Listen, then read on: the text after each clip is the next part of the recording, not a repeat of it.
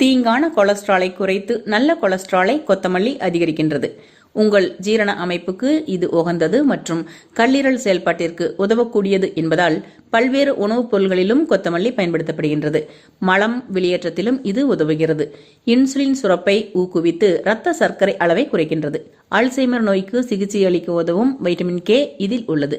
நுரையீரல் மற்றும் தொண்டை புற்றுநோயில் இருந்தும் பாதுகாக்கின்றது. பல்வேறு நோய்களில் இருந்து காக்கும் ஆன்டி ஆக்சிடென்ட்களை அதிகமாக கொத்தமல்லி கொண்டுள்ளது. மூட்டு வலியில் இருந்து காக்கின்றது.